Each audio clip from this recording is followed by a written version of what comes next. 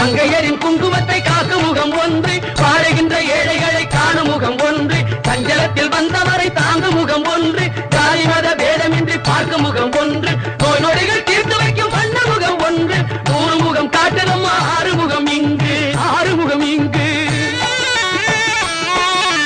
திருச்செந்தூரின் கடலோரத்தில் செந்தில் நாதன் அரசாங்கம் தேடி தேடி வருவோர்க்கெல்லாம் தினமும் கூடும் தெய்வாம்சம்.